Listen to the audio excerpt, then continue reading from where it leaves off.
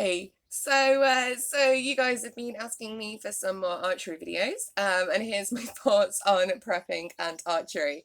Okay, so first of all, I absolutely love archery. It's such an amazing sport.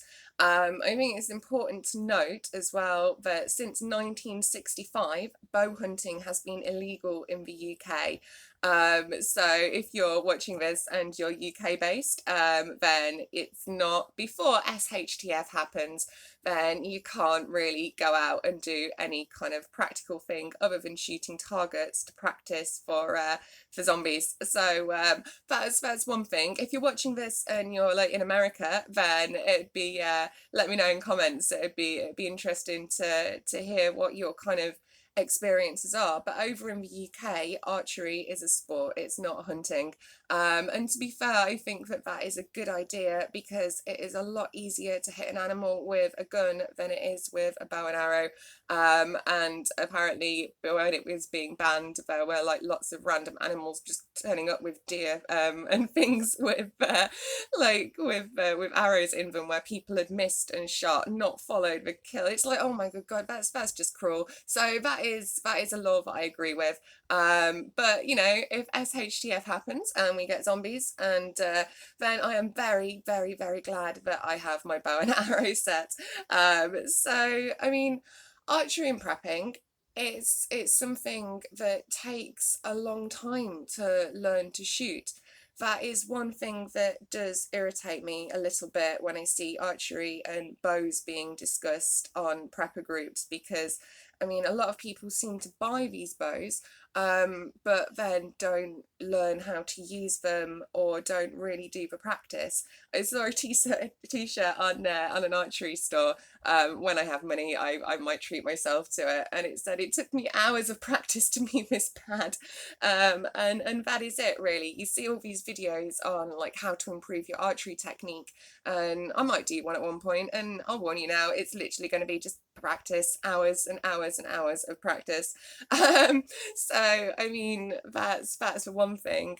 The other thing that I see a lot is that there's a lot of people on prepper groups that seem to look down on people that shoot compound. There's a lot of people out there using crossbows and souped up bows and stuff, so I don't quite get it.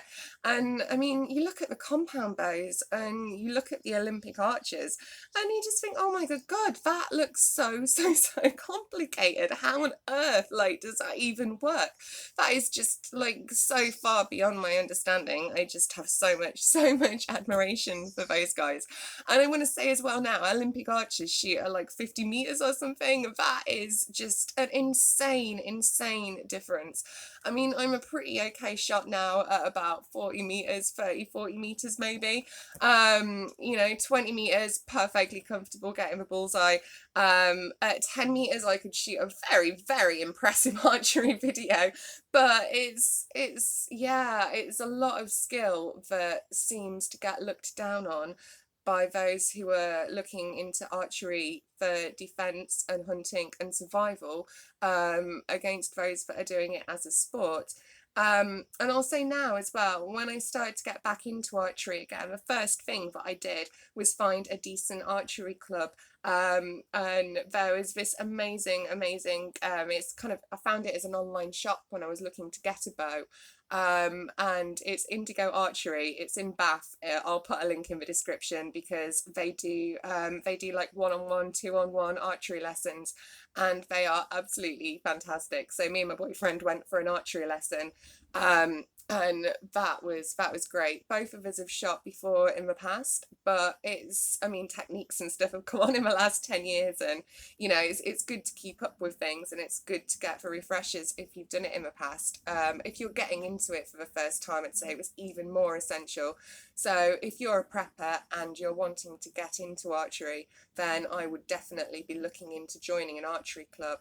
I would go and join an archery club before you buy your first bow as well, because I'm seeing a lot of people on prepper groups discussing bows, but I'm like, God, yeah, if that was your first time pull, that would be very, very difficult. So it's more about, to start off with archery, learning the techniques, getting your groupings right, getting the practice in, and then upping your draw weight. A lot of people seem to want to show off by having a bit more of a higher draw weight, and again, I've kind of fallen prey to this. I used to shoot like, 35, 40 pounds, and now I'm kind of shooting 20, and I'm like, oh God, does this mean that I've come back? And I'm like, actually no, it doesn't. And when I have more capitalism, I'm going to get a 25 pound bow, and so yeah, in a few months that'll be my next thing to aim for. But I think slow and steady, don't go and spend all of your money on the fanciest takedown bow that you can find. Go and spend all of your money on some archery lessons or at an archery club membership, because I think that is a much better way of getting into archery and becoming a good, competent, safe archer, than just going and buying a bow online that you're not really too sure how to use. Um, so yeah, that would be one kind of big tip for preppers, I think, is, I mean even if you just go for, like, kind of one lesson and learn how to hold the thing properly and learn how you stance and kind of the things to think about, really, there's a lot to think about. And then again, there's a lot of amazing resources. If people watch YouTube, then I would definitely recommend New Sensei. Absolutely, absolutely amazing channel. I mean, the guy is an amazing archer, but he's also a historian, and he's just, yeah, so anything from archery technique to historical archery information, that is something that I love.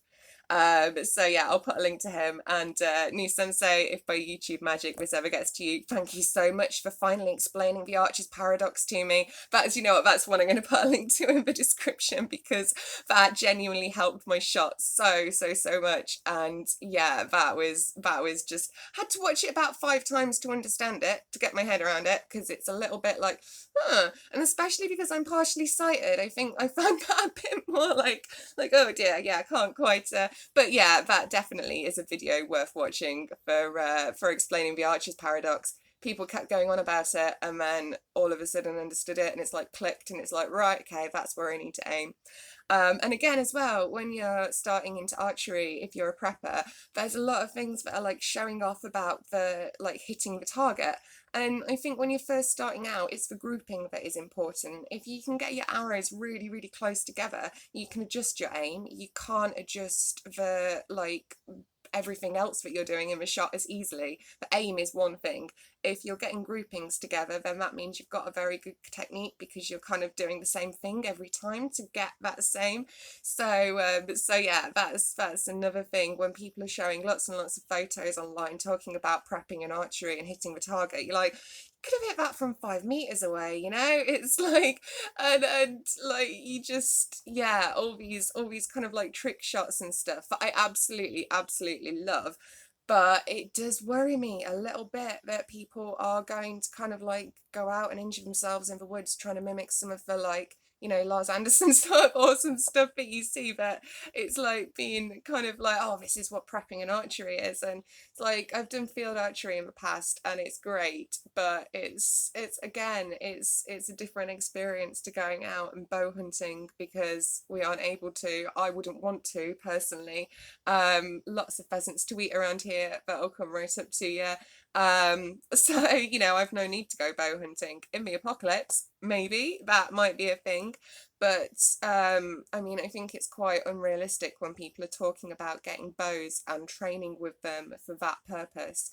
And again, go to an archery club, get an archery lesson.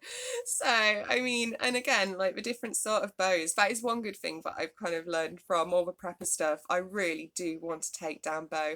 As soon as I have the capitalism, I really, oh man, there's some beautiful takedown bows down there. They're like the recurve bows, but are in 3 parts. and they are really good because you could easily store one away and put one in your backpack. But again, they're very, very heavy. And I think that I would struggle to learn and gain my technique if I was using something like that. Because when I've been to the archery range and it was, like using like the recurve bows and the weight difference. So I mean, this is what I shoot with. It's a flat bow. I'm going to do a review at some point for this, so keep an eye out. But I do love this bow. It's Mongo Oak Ridge. It's ambidextrous, because with my sight loss I wasn't too sure what way I was going to shoot. And it weighs about, like, it's less than a kilogram. I think it's like 75 grams or something. It is literally, it's the lightest thing ever. So and I was going to the archery store, went to Indigo Archery, and was like, right, okay, I know what bow I'm going to buy. Because I'd seen it online, seen people talking about it, and was like really excited to get this bow, and had a look at it, and it was like, oh my good God, that is way too heavy for me. I would struggle with that. Talk to the people there, and then this one was about a third of the price of what I was kind of expecting, which was really, really, really good. And it's the perfect bow for me to start off with. So again, there's a lot of stuff that gets talked about online, but with archery, because it is such a physical thing, I think it is really, really good to go to an archery club, or go to someone who knows what they're doing, and is able to kind of show you the range. So yeah, I mean, that's my advice for preppers who want to get into archery. Then basically, that has been a little bit of a long rant, but yeah, it is an absolutely, absolutely amazing sport, and I absolutely, absolutely love it. And there's just so much skill involved in archery. It's it's the most impressive thing. And yeah, I've been lucky enough where I live. We've got enough room that we've been able to set up an archery range. So yeah, I'm very, very lucky. But yeah, it's what more can I say, really? Apart from, I've been a little bit crazy designing some quivers. So if anyone's interested, this is my beautiful, beautiful one. I even put some tablet weave on that, look, and making your own arrows and stuff. Again, the awesome Dexter is an amazing, amazing Fletcher. So he's been fixing all of my arrows for me. That is an important thing actually for preppers. If you're prepping and you're an archer, learn to make and learn to fix your own arrows. The amount of those that I'll break every week is like, they just get stuck in with things sometimes, and it's like, oh, right, yeah, I can't quite, like, less so now, to be fair, like, and now I've kind of increased my distance and improved my shot a bit. But when I first started relearning, it was quite a daily thing. And again, that isn't something that gets talked about on prepper groups. Learning to fix your own arrows and learning to make your own arrows. People are always trying to show off what fancy takedown bows that they've got. But yeah, and on a total side note, if you're still watching now, thank you. I've been making some quivers, so if anybody wants to buy any lovely quivers off of me, because I am very skint right now, then I do have an Etsy page, and I'll put a link in the description, because I went a little bit mad on perfecting the design. It irritated me that all the quivers that I could find were like ridiculously, like 300, 400 quid, or made out of plastic. So I'm like, yeah, something Viking style. That's yeah. So yeah, there you go, some lovely, lovely quivers as well. Peace and love.